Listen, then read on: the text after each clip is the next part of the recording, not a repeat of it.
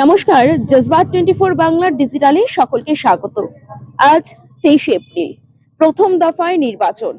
আর সেই প্রথম দফায় নির্বাচনকে কার্যত সামনে রেখে কোচবিহারে ইতিমধ্যেই শুরু হয়েছে মক পোল। আর এই মুহূর্তে আমরা সেরকমই একটি ভোট কেন্দ্রের সামনে দাঁড়িয়ে আছি।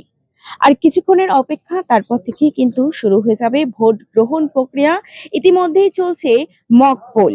আর এই মক পোল বলা যেতেই পারে যে 2026 সালের পশ্চিমবঙ্গ বিধানসভা নির্বাচনকে সামনে রেখে নির্বাচন কমিশন মক পোল বা মহড়া ভোট নিয়ে কড়া নির্দেশিকা কিন্তু জারি করেছে। প্রধান দিকগুলি যেগুলো দেখা হয় সেগুলি হাজার ভোট দিয়ে পরীক্ষা, প্রতিটি বিধানসভা কেন্দ্রে মোট ইভিএম এবং ভিভিপ্যাটের 5% একবার হাজার করে ভোট দিয়ে মকপোল করার নির্দেশ রয়েছে। আর এই মুহূর্তে আমরা সেরকমই একটি ভোট গ্রহণ কেন্দ্রের সামনে দাঁড়িয়ে রয়েছি এবং সেখান থেকেই সরাসরি আপনাদের সামনে তুলে ধরার চেষ্টা করেছি। ইতিমধ্যেই মকপোল টেস্টিং চলছে এবং একেবারেই কড়া নিরাপত্তার ঘেরাটোপে কেন্দ্রীয় বাহিনী এবং আরো সকলেই, পোলিং এজেন্ট সকলেই কিন্তু ইতিমধ্যে রয়েছে। এবং আজ প্রথম দফায় নির্বাচন পশ্চিমবঙ্গে। 4 মে ভোটের রেজাল্ট এবং আজ প্রথম দফায় নির্বাচন এবং প্রথম দফায় নির্বাচনকে সামনে রেখে চলছে মক পোলিং।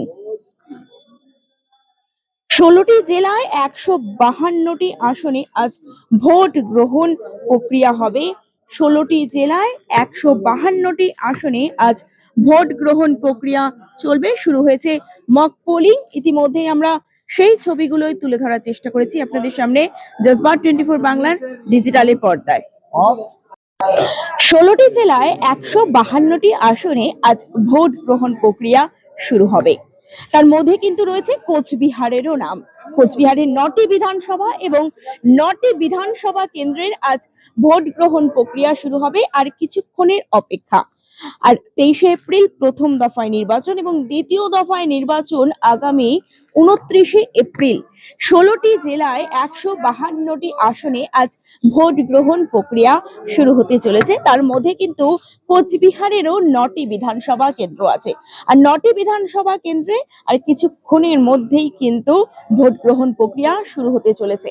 এবং তার আগে যেই মক পোলিং চলছে কোচবিহারের বিভিন্ন ভোট গ্রহণ কেন্দ্রগুলিতে, তাদের ইভিএম মেশিন টেস্ট এবং যে ভিভিপ্যাট টেস্ট যেটা থাকে সেগুলোই কিন্তু করা হচ্ছে। এই মুহূর্তে সেরকমই একটি ভোট গ্রহণ প্রক্রিয়ার সামনে আমরা দাঁড়িয়ে রয়েছি, যেখানে পোলিং এজেন্ট থেকে শুরু করে বিভিন্ন দলের পোলিং এজেন্টরা কিন্তু ইতিমধ্যে আসা শুরু করে দিয়েছে এবং ভেতরে কিন্তু মক পোলিং চলছে। আমরা এই মুহূর্তে সেই ছবিগুলোই কিন্তু সরাসরি তুলে ধরার চেষ্টা করেছি আপনাদের সামনে জজবাত 24 বাংলার ডিজিটালে পর্দায়। কোচবিহার থেকে প্রিয়া সাহার রিপোর্ট।